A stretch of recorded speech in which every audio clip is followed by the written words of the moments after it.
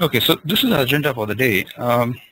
Now, the topics that you see here in the agenda are elaborated and comprehensive presented with all the interactive screens in the training program that we'll be launching. Now, the interactive screens that you will see in this training is designed to engage you and lead you through the lean transformation life cycle, as we call it, in an organization.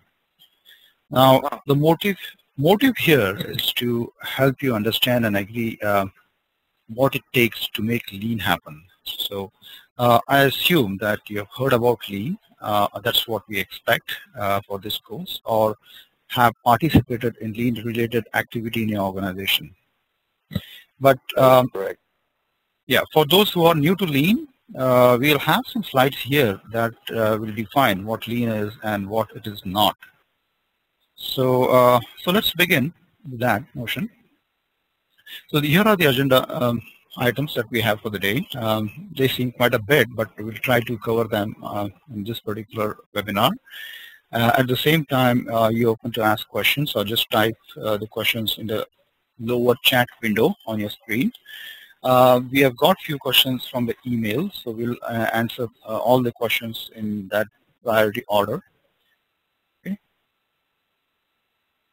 So as you know, change is constant. If you look at all these phrases over here, then notice the word change. It is inevitable. So all you need is to be prepared for it. Now, organizations that are aware of these changes here, they strive to either survive or grow during difficult periods due to internal or external factors. Now, the key thing here is for these organizations, selecting the right change is relatively apparent because, they cannot afford the huge cost of pursuing and implementing the wrong change. So the course that we are offering, Make Lean Happen, highlights important modules, and we cover it comprehensively in the training. This is interesting to me when I read that.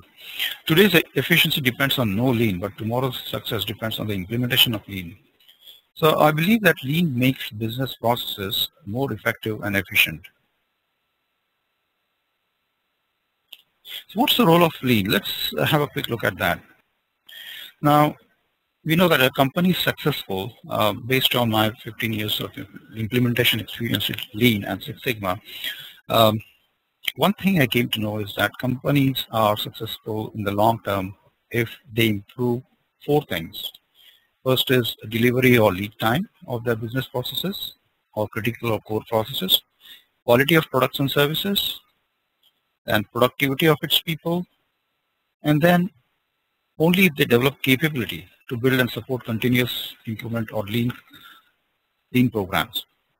So I believe right now Lean Six Sigma is replacing some of the major change initiatives in many organizations because initially they had traditional programs like TPM, Six Sigma, but it was not quite successful as Lean. And they have started believing, especially the sponsors and champions in many organizations in healthcare and manufacturing and other service industries, that Lean is the right tool for them.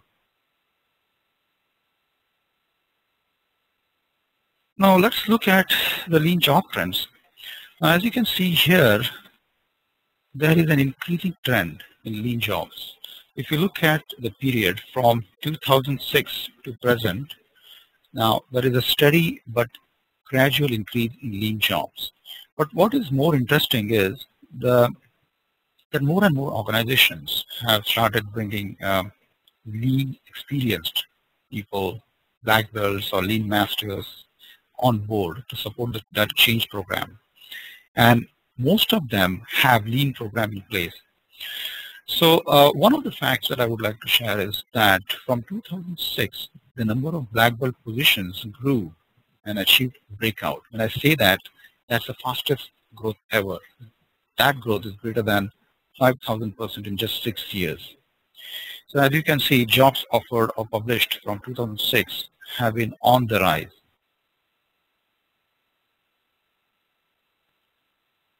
So let's talk about the goal of Lean initiative here. So most small, medium, and large businesses, they do not have enough time or attention towards reviewing their current business processes or measuring performances of their processes or even identifying waste. Majority of employees, they are not even aware of methodologies that can, help them in their day-to-day job and their organization in particular in the long term.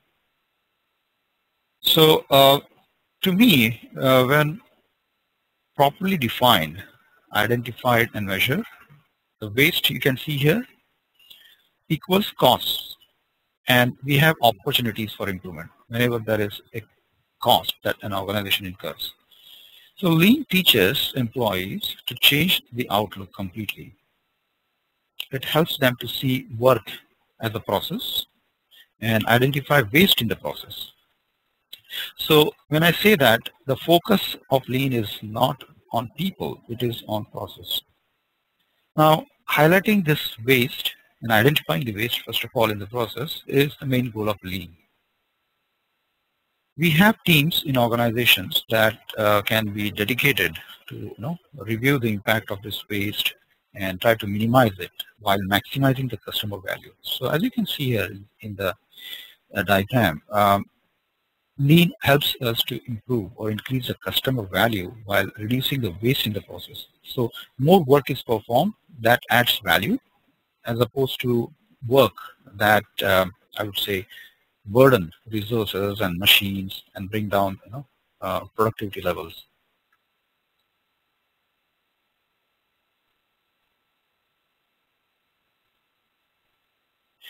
But this does not mean Lean drives negative aspects of change, like less space, fewer people, limited resources, or attaining efficiency at any cost.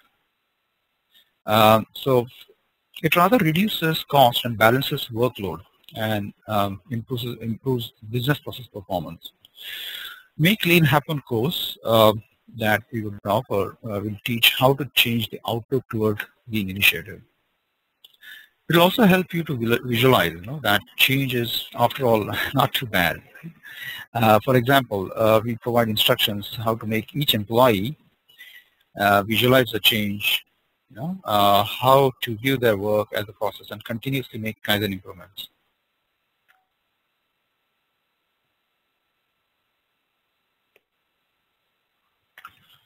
So Lean transformation is a change process. First of all, we need to understand exactly what is transformation.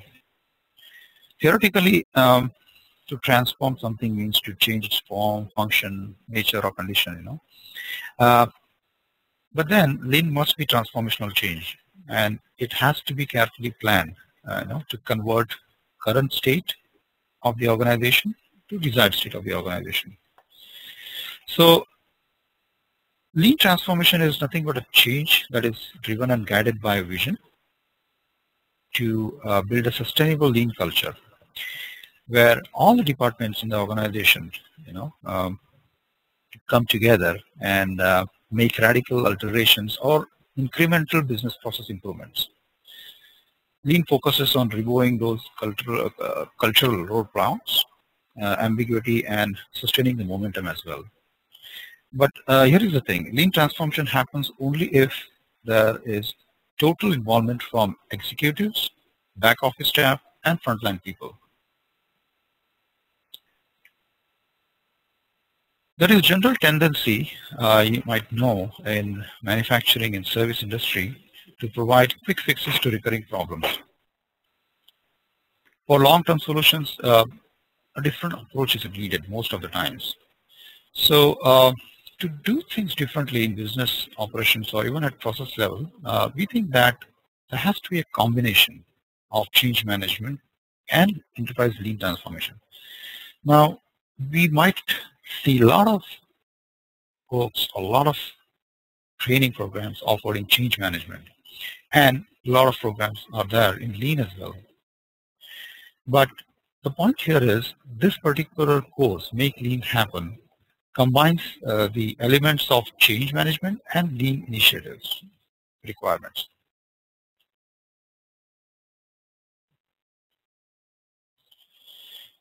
So we recommend when we implemented lean in healthcare and manufacturing and universities that they have to view lean as a change process because change is constant and it is always necessary, we found out. For businesses to grow and sustain, change is always necessary. So over the past decade, organizations from Fortune 500 companies to small businesses have learned and acknowledged the importance of lean philosophy, principles, and found it very useful, we think. So transforming existing business into lean business is a journey that needs significant changes to systems, structures, policies, and procedures, and more importantly, organization and employee behavior. So that's very critical. When we talk about change management, we talk about organization structure, then employees, their behavior, resistance to change, and all those kind of things. So lean enterprise, that is enterprise lean transformation, what we call it. It involves staffing, people development, measurements, rewards and recognitions, communication, so on and so forth. Therefore, I believe that lean transformation is a change process that is started by the organizations who are dissatisfied with the status quo and serious about implementing the lean program. Also, in lean, improvement is driven by the employees. And that's the biggest cultural shift, I believe, because as seen, directors becoming mentors or coaches. So that's the biggest cultural shift that we think it is. It happens. We know this is true. So when we have lean program or lean transformation program, it is critical to identify the right sponsors. Without having right sponsor, it's almost nearly impossible to lead and make lean happen. So who is the best sponsor to lead the lean transformation? I think the best way to assure the lean transformation will be successful is to clearly assign this responsibility of deploying lean in an organization to one person.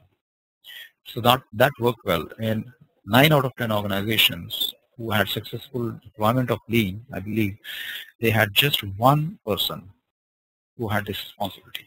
And all these sponsors must come from his direct report staff.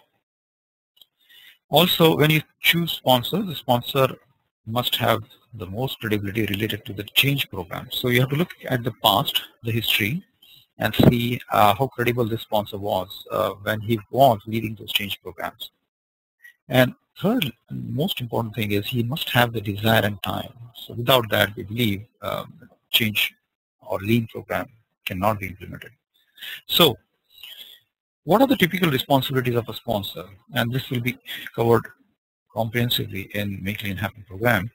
But here we have just noted a few of sponsors' responsibilities. So I believe that sponsor's job is to articulate the business case, first of all, in the right way. He must understand complexity and he should be capable of simplifying the solution. He must understand and speak about the big picture consistently. So consistency is critical and it is as important as consistently communicating this information to all. Sponsor must also engage employees who are affected by lean transformation and get agreement to actions. Then developing a clear lean deployment plan is crucial because this plan has all the milestones, target dates for completion. And we have to be inventive. For example, in healthcare, it's not the same as manufacturing. Well, you have some processes that are close to that, but it's a different environment altogether. So you must have some creative ways to achieve objectives. So one of the things we did in healthcare was the 5S implementation, and that was quite rigorous and different than what we did in the university or even in the manufacturing environment. So we believe that sponsors do not have to do all the work, though he is responsible for the lean deployment. In lean deployment, we have under sponsor project managers who do the heavy lifting. However, sponsor is the only person responsible for on time, on budget, and on target progress until lean has been implemented. Also, we should keep in mind that not everyone is a good candidate to sponsor lean program. It's very true. It requires a mature, perceptive person, and he has to perform the role of leader, facilitator, and manager. Make Lean Happen has a dedicated module that guides you through the process of selection of sponsor.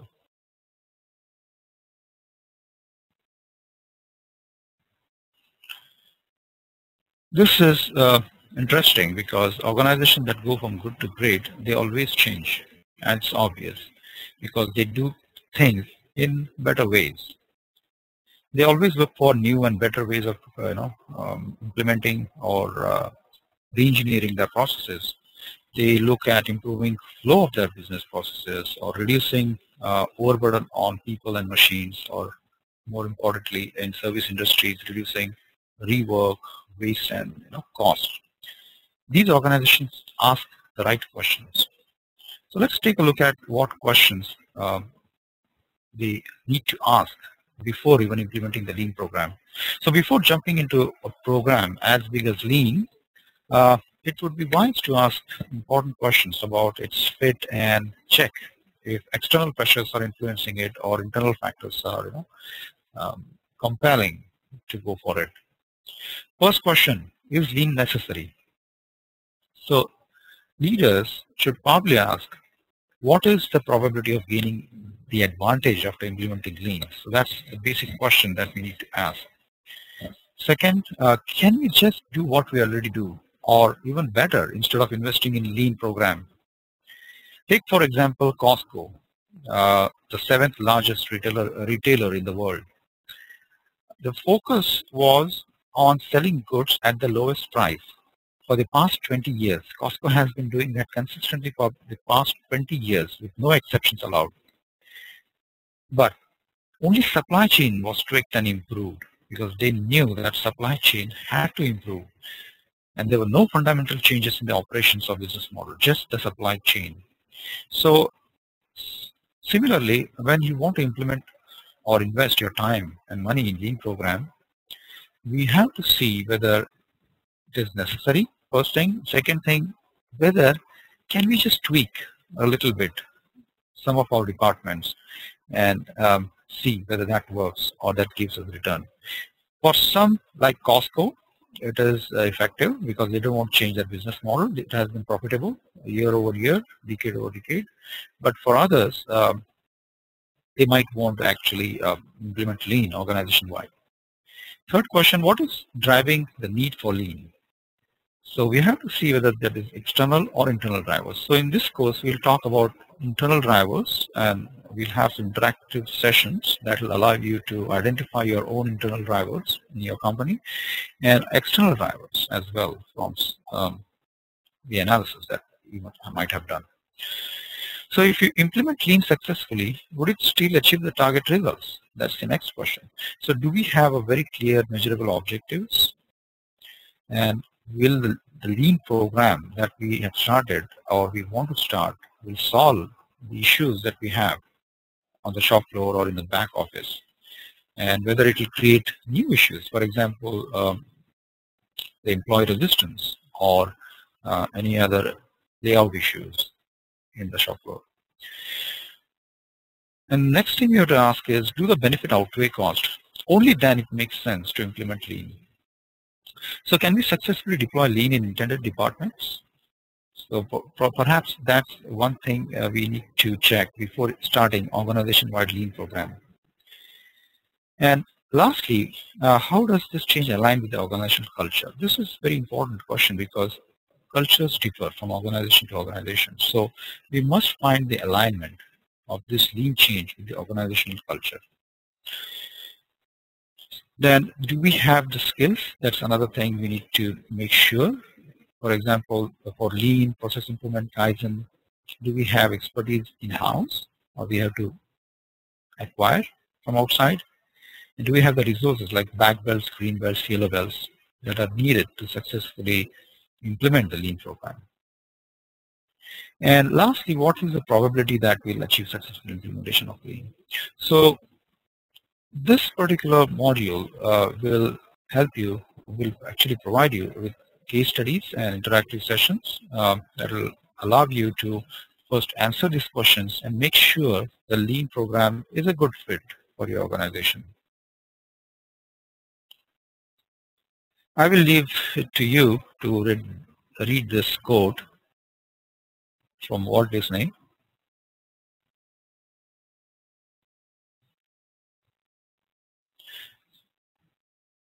What essentially it means is that managing the human side of the company is an important internal capability to compete and transform business.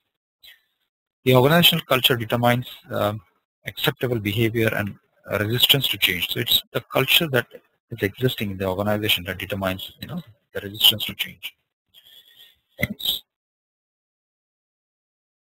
So let's talk about the human aspects of change. Lean program, as you know, is a change management program, which I have been telling right from the beginning, and it must be viewed as and managed as a change management program only. Anytime you initiate Lean, regardless of how happy people are in your organization, you should expect challenges. You will face those challenges in the people. And as a leader, you are most likely to succeed if you apply the right tools and techniques to address these challenges you will face. But if you're a follower or staff or frontline people, you're most likely to accept the change if you support the leadership team. Again repeat, if you support the leadership team. Because successful organizations, when they have sponsors, leaders who champion this change, they are believed to have carefully reviewed the organization's current situation and only then decided to go for the Lean program. So it makes sense to support the leadership team. But the course will also guide you step by step how to deal with all the human elements of change from both the leadership as well as the employee side. The other thing we have to note is leadership team is supposed to assign this change leader or champion to lead the Lean program. And as you can see here on this particular slide, more than half of the champion's and his team's effort will be spent on managing the human aspects of change, and that is inevitable. I found that true in almost all the implementations we have been doing in past 12 years. Two things to remember here. First, resistance to Lean should be expected. Second, the champion should help staff, co-workers, to handle changes more smoothly and quickly. And he should understand what they are feeling and thinking. Without that, he cannot work with them and achieve that implementation smoothly.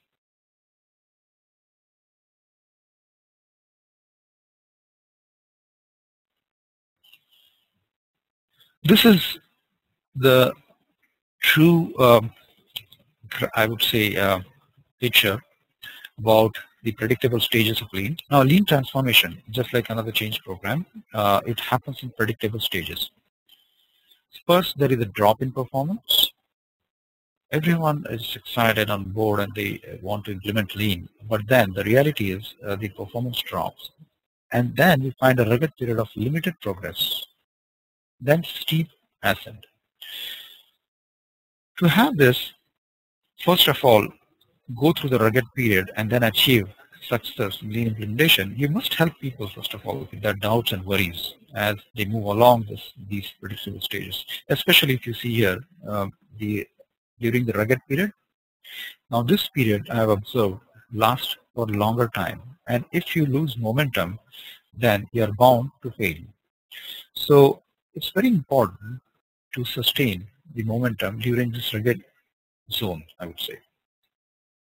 And then after implementation, it's critical for us to sustain the improvements.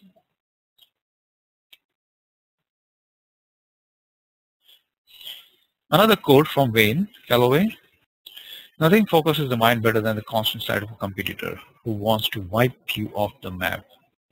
This essentially means that we must have a robust methodology, or we must have a tool inside the organization that will help you, first of all, improve your company's performance and give you a competitive edge.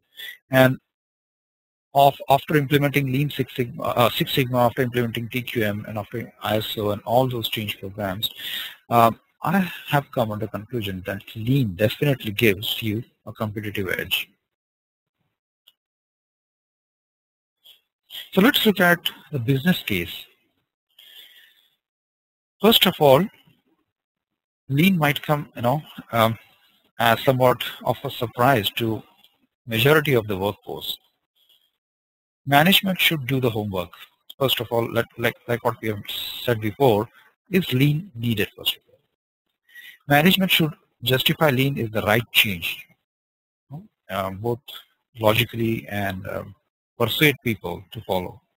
And they need to communicate the story. That is most critical, because if you don't present business case to people, you don't show them what returns the organization they will get, you will not be able to succeed. So the sponsor should choose the right strategy for Lean implementation based on the business strategy of the company. The sponsor also should first understand the Lean principles and value that will bring to the organization. The more understanding the program's value a sponsor of Lean has and can communicate, the more compelling the business case he can prepare. So one of the ways I think to determine the impact of Lean, or to what extent business strategy supports Lean, for which sponsor is responsible, is simply to indicate through percentages. Sometimes we use percentages like 60% or 70% of the strategy is actually useful. Next, sponsor should indicate the main pressure or main source of pressure rather for Lean. Sponsor should describe some of the specific details of the source or pressure for Lean. We need to explain why Lean is better. What are some potential benefits? For example, as you can see here on the screen, OEE will improve to 75%. That's what one thing we have to present it very clearly. OEE, as you know, is overall equipment effectiveness. That's what they use in the manufacturing to make sure their equipments are performing efficiently and effectively. The other thing, for example, they can show that productivity will increase for more than 2 times. We'll see later in the relationship of Lean measures with financial measures this webinar. They can also show that how the cost will benefit, will significantly reduced or optimized, or how continuous flow will reduce the lead time, let's say by 50%. I think the first critical communication task is to organize your material in a way that anticipates the employee's expectations, questions, and concerns. So when you present business case to your employees, we must show fact-based, I would say, cost and benefits of pursuing Lean. We also have to indicate the high-level roadmap, how Lean will roll out. You have to create and explain the process you will use to allow your objections and concerns to be heard throughout the implementation process, because the employees love that. We want to hear them during that rugged period or rugged zone that we have seen earlier. Otherwise, the program is bound to fail. All this helps the sponsor develop a compelling story for Lean. If you don't build, articulate, or communicate a very strong business case for Lean, obtaining buy-in from all the people who are affected by it will be much more difficult. So I would say that you get just one chance for a first impression. Make Lean Happen course that we'll have soon will demonstrate examples through case studies in different industries so that you are able to relate them to your environment and very specific to your industry.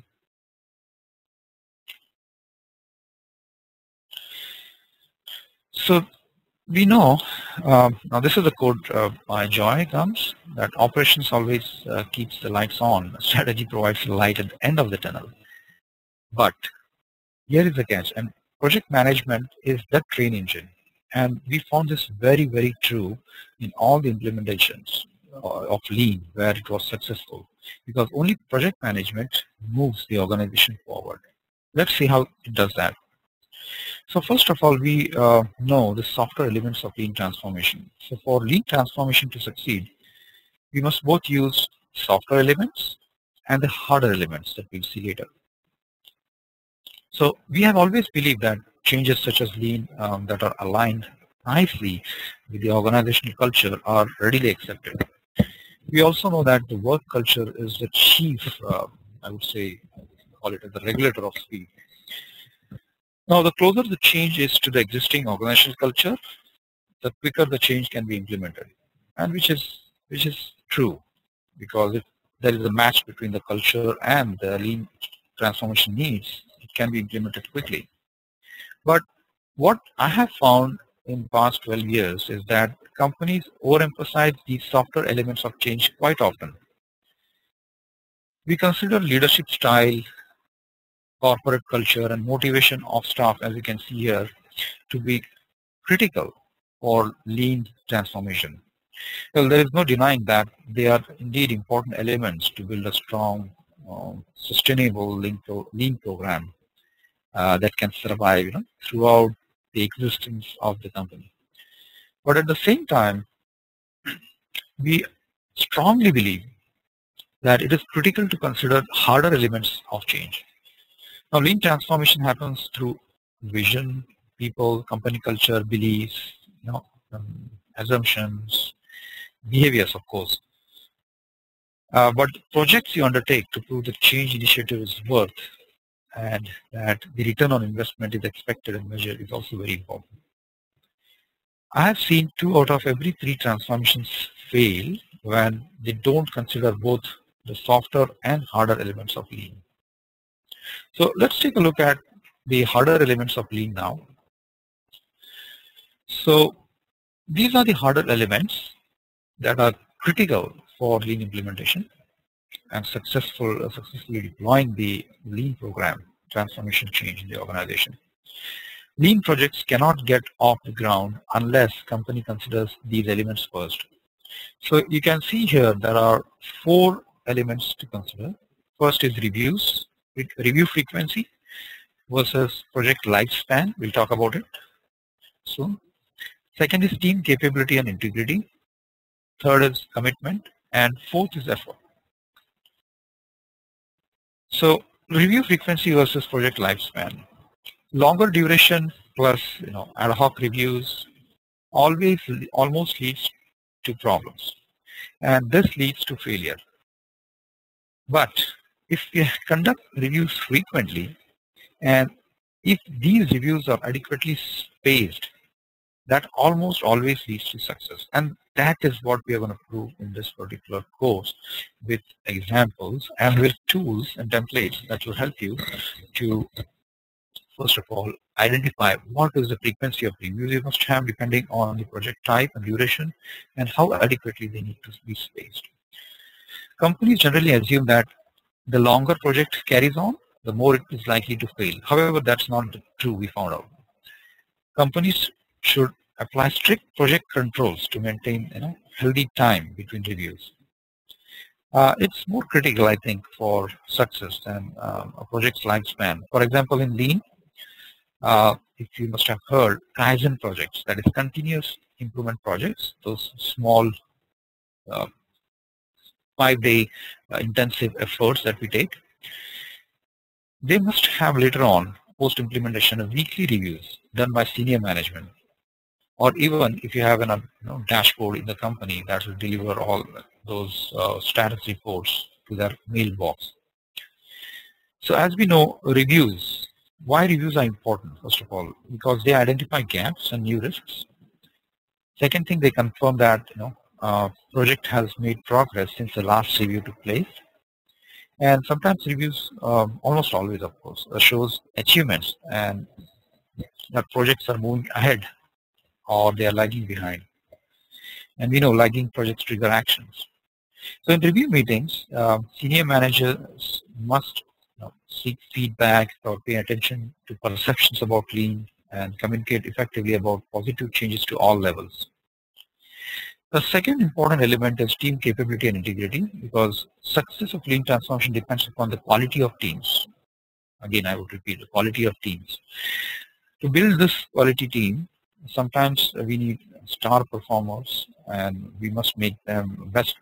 We must make best use of them, without letting day-to-day operations suffer. So, what's needed to make employees go the extra mile to ensure, that day-to-day work gets done? First, the project team must be carefully chosen, along with their leader, that is project lead. It is important to communicate about the type of commitment necessary to these people. And the third and most important thing is team leaders. They must be problem solvers, not managers of status quo. Now, they must be people who are not only results oriented, but very methodical and who can tolerate ambiguity. Because if you look at the rugged zone that we have seen earlier, that period is a period of ambiguity, and they have to be motivated. So these are the two elements of the harder elements of lean transformation. So when you are ready for building capable teams, you can expect 1 in 3 candidates on average to get rejected, because we need only those people who are motivated and who can tolerate ambiguity. Third thing is commitment. We must get visible support from executives who can influence others. We need influencers, we need promoters who can deal with the new program, processes, and the ways of working. So these executives or senior managers, they must be capable of having a straight talk with employees. They must also have one-on-one conversation why organization might not be able to survive without lean. That's what they need to explain to them. So all these things will be detailed and covered very comprehensively in the course that we will have. The fourth element is effort. So employees are already busy with their day-to-day responsibilities. We know that. We also know people in many businesses I've seen in manufacturing, they work 80 plus hours a week, even in fact in service industries. And these people will resist any changes to their work or systems on top of existing responsibilities. So project teams must calculate how much work employees will have to do beyond their existing responsibilities to change over to new processes. Because lean transformation needs, first of all, an effort which is beyond your existing responsibility. So that we have to keep in mind. Now, how to adjust the workload then? So that's what we will be covering in the course as well. The workload should not increase greater than 10%, we have found. Beyond 10%, resources will get overstretched and compromise lean program. We have found their morale falls, and this will lead to conflict with their managers as well. That's when the resistance starts coming. So project managers should check if the additional effort they have demanded due to lean comes on top of heavy workloads, and if employees first of all are likely to resist lean because it will demand more of their scarce time. So 10% is the guideline that I would say that works quite well. Okay, let's move on to the more interesting part, finances. So selection of the right metrics for lean, first of all, is the key to successful transformation. As you can see on the left side, we have lean metrics. I have listed 5 of them here, but we have other metrics as well. But these are, I believe, most important ones that helped organizations. And on the right, you see the financial measures. So these metrics on the left, they are related to the financial measures on the right. So by driving the metrics, you can impact the income and balance sheet line items in the right direction. So what you see, the first 3 items, they are income sheet items, and the last 2 are the balance sheet line items.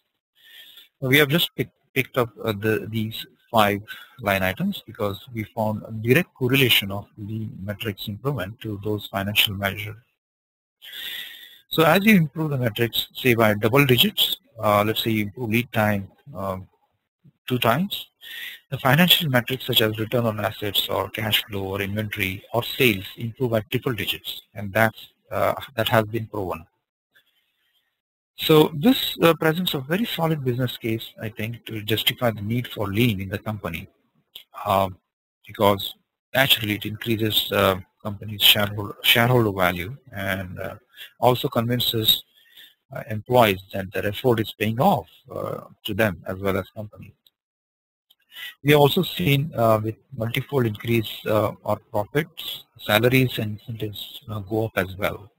So let's look at the traditional financial measures, key line items in an income statement at the top right corner. For example, sales and revenue. Now, revenue is directly related to quality of the product or service and lead time. So the numbers you see, 1 and 5, those are the numbers on the right. That is, it's sales, for instance, right? The improvement in lead time and number 5, that's quality, is directly related to sales or revenues. The revenue is increased by improving service, reducing defect rates, or improving features like on your product or service. So that has direct connection with the lead time and we believe quality as well. Cost of goods sold, COGS. Now this line item is mainly driven by productivity improvement. For example, if you double the productivity, you can reduce people cost by 50%. And that is, COGS is related to metric 2, 3, and 4. That is productivity, PCE, that is process cycle efficiency. Now that is calculated based on how much value-added time you have in any process. That means the steps that you take, how many of those steps really add value to the customer out of the total steps you follow in the process, and divided by the lead time. So that's the process cycle efficiency. Some organizations, they calculate process cycle efficiency and they compare it with the benchmark organizations. So normally 35% is considered to be world class. So cost of goods sold is again related to that. Third is sales, general and administrative cost, SG&A cost. Now, we have found that large proportion of this cost is made up of people costs. Again, productivity metric is one of the biggest drivers here of this cost. When you increase productivity twice, we have demonstrated that you can reduce this cost by 50%. There are, of course, other drivers of this cost like time to market and your ability to prioritize projects and accountability of teams, number of transactions in organizations, how effective they are, and how requirements gathering processes. So we will cover that in greater detail in the course, Make Lean Happen. Now let's look at a few balance sheet line items and how lean metrics affect them. The first one here, working capital. This is number one metric that affects this financial measure. I mean, the first metric in lean that affects this financial measure is lead time improvement, because this directly correlates to working capital. Improvement in lead time results in increased inventory turns, and this, as you know, in effect reduces the working capital required to support any given sales level. Next is fixed capital. I've listed two balance sheet line items here. The fixed capital, now building continuous flow in lean, we call it continuous flow. That means a flow in a process that is not interrupted at any given point in time. So it's uninterrupted flow. This can dramatically impact fixed capital because this allows us to produce more volume with existing infrastructure or equipment or machinery that we have in this company. So the course will elaborate more on each relationship that is shown here. I like this quote, "Make haste slowly," by Augustus Caesar. This is the mantra of lean. Lean says, slow down to speed up. Again, slow down to speed up. So when cultural or individual resistance is what is blocking the implementation of lean, company may want to forget compliance one way or another. But when we are trying to build capability to gain speed, we must allow some natural processes to run their course. Forcing acceptance through ultimatums lowers employee morale, we know that, and that leads to high cost and longer learning curves. So how to recalibrate and accelerate the speed of lean transformation? Transformational changes, such as lean, by nature, they are long-term journeys, not short-run fixes, I think. Transformational changes tend to change the deep structure of the organization, because you can see a lot of, you need to expect a lot of organization structure changes there. And therefore, the learning curve is usually long and must be allowed, I think. Now, the pace of lean transformation must be good enough to build, to just build the capabilities that can sustain a faster pace in the future.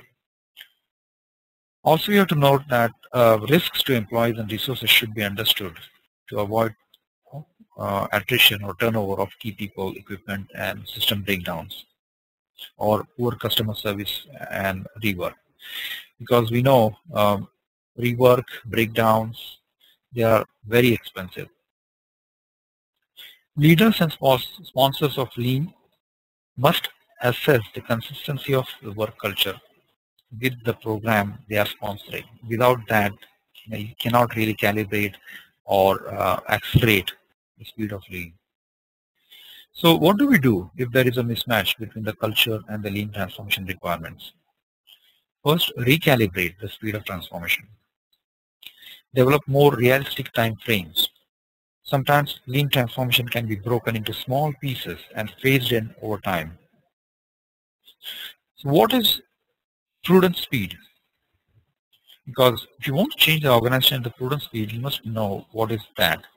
Now, prudent speed is a speed that at which organizations implement lean, depending on the involvement and commitment of the employees and leaders, their duration of learning curve, and risks. So risks and risk mitigation is again very crucial during the early stages of lean implementation.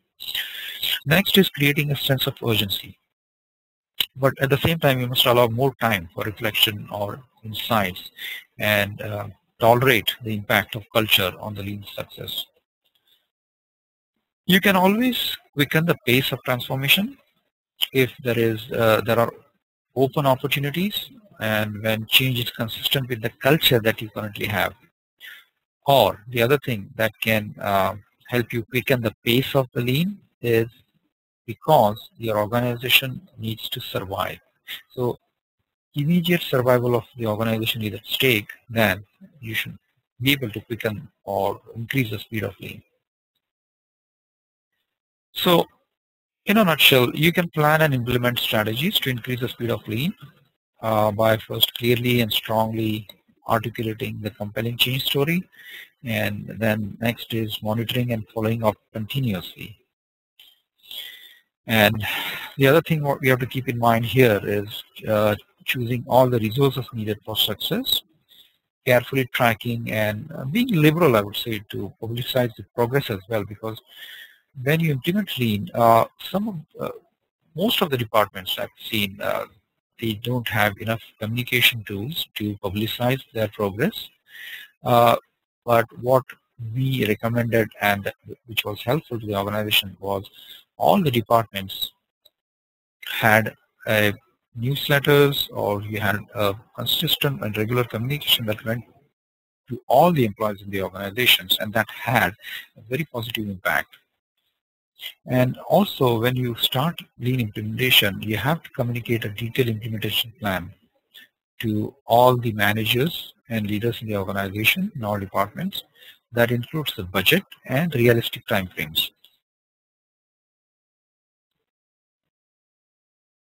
Today you must be in the right place before the right time. The reason I chose this quote is because that we always think that change is very easy, and we are implementing in the right place, and at the right time. But when we implement change initiatives or lean transformation, we clearly should anticipate issues, and we must resolve those issues and clear roadblocks, if any. So successfully implementing lean on time, on budget, on target is tricky. Organizations have taken years to accomplish this feat. In one of the manufacturing organizations that we did lean implementation, it was 5,000 people organization, and it took them 5 years, 3 years to establish the lean program. So what we think is lean transformation, and it's true, might bring in personal fears, threats, and insecurities. Some departments could be quick and willing to accept lean, and some might not be there yet. So our suggestion is that we have to anticipate the roadblocks. We have to prioritize them in terms of the level of resistance from employees and departments.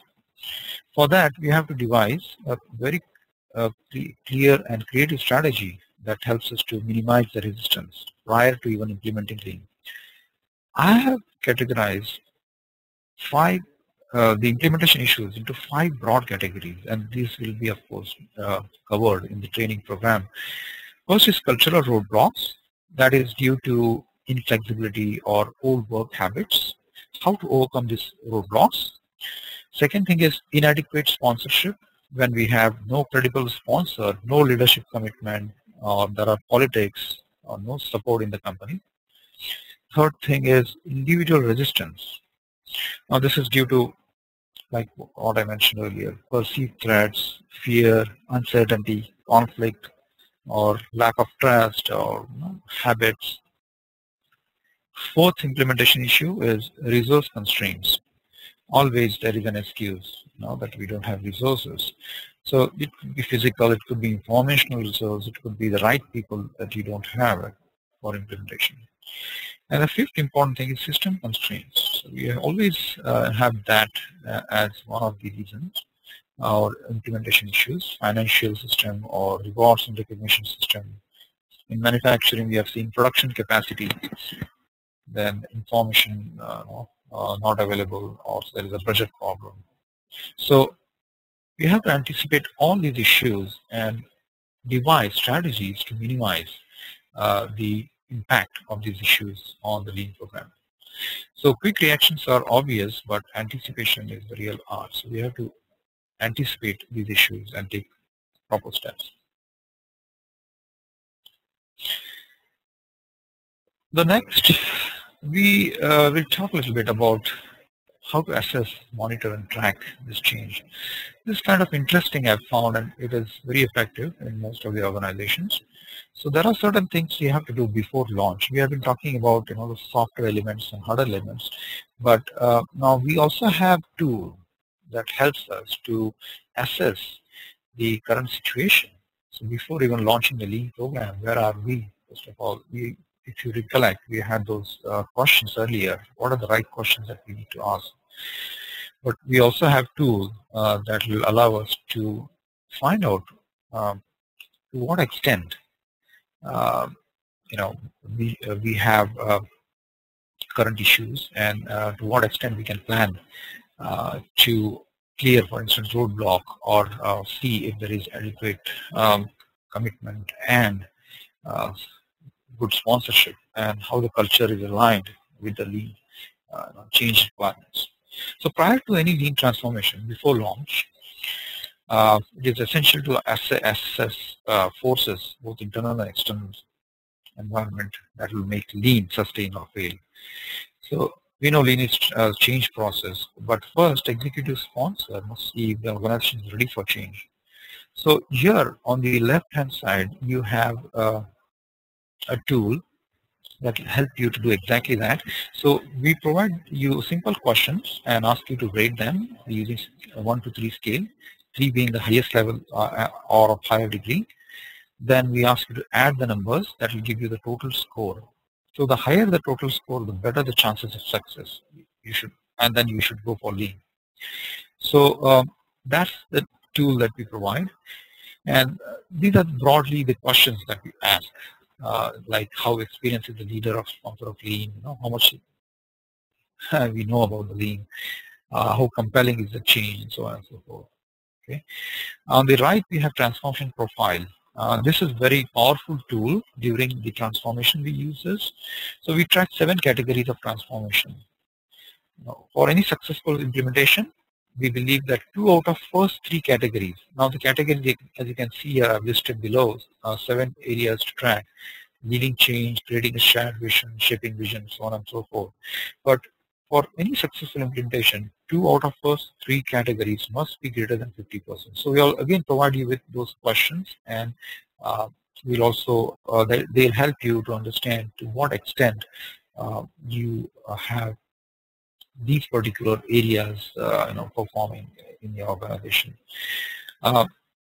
It's important to note here that the commitment, the fourth one, mobilizing commitment, must always be greater than 50% to ensure that you have a good chance of success.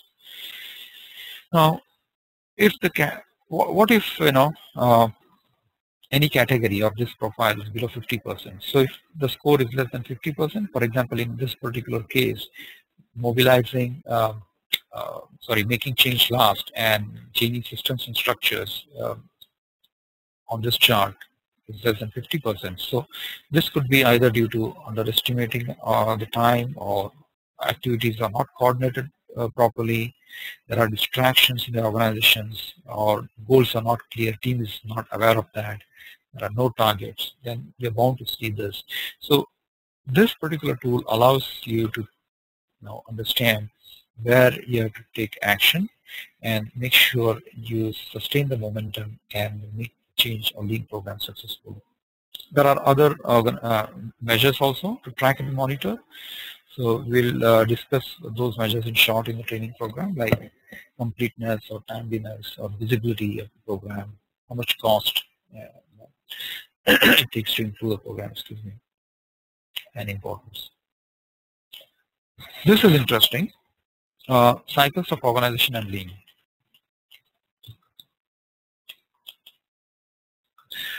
In any organization, I found there are 3 types of cycles: strategy life cycle, organization life cycle, and technology life cycle. As you can see here, for every 1 technology life cycle, there are 2 strategy life cycles and 4 organizational structural changes. All these cycles are not in sync anytime with each other, and which is obvious because they need not be. But they pose significant challenge for an organization to sustain the momentum of lean program, because lean has to survive through all this change of cycles. So when organization cycle changes, for example, leadership style changes, so does the lean program priorities. The best way I found out is to have clearly articulated business case for lean at the start of the program. And there also has to be awareness training for executives. For example, organizational structure changes, new executives come. So there must be an awareness training program in place for new executives to help sustain lean momentum without serious issues. So similar to strategy and organization life cycles, technology or systems life cycle also follow a predictable pattern or behavior. So with new technologies available now, like mobile tablets and phones, lean programs should embrace or adapt to new systems and tools that can help you implement and provide means for automating business processes. So this is quite helpful thanks to the new technology that we have right now. Okay, so we're just coming to the end of this presentation. So to make lean happen, first of all, we need a delicate balance between, first of all, logic and emotion. We also have to look at the big picture, but look at the details at the same time. Interesting enough, but we need to look at the right and left brain thought and consider your program or the presentation that you make as art and science. So start with conviction that transforming an organization to lean organization is, first of all, correct and important. We have to prepare a change story very carefully and thoughtfully with sponsor support. We have to create awareness, interest, and ultimate commitment from everyone involved. Obtaining buy-in at all levels is important in lean. Otherwise, the program is bound to fail. We have to convince everyone involved to take the necessary actions, constructive actions, I would say, to make lean happen on target and on budget. One thing you have to remember is lean transformation happens gradually. It's not overnight process. It takes, as I said, in one of the manufacturing companies of having 5,000 employees, it took about 3 years for them to establish lean program and 5 years to make sure that it's sustainable, and they could sustain, of course, at that level. The work which is intense is never over, and that's the idea behind this course and modules that we have. Just like how we work continuously in our lives to achieve our most ambitious personal goals, work in transforming organization into lean is never over, believe me. As companies undergo cycles of strategy, organizational and technological changes, lean program must be relaunched to adjust and adapt to these changes. Now this needs to be done without compromising lean principles, and that's what exactly the course will teach you. What are the values and what is the methodology that worked so well in companies like GE, Toyota, Honeywell and others, and how they can help you as well. So companies should keep monitoring and tracking progress of the change. That's another thing to make lean happen. They have to update and deliver training programs. So we'll talk about that in details in the course. They also have to refine approach and perform regular audits to see if the program is derailing. So we'll have some audit spreadsheets specifically designed for lean transformation.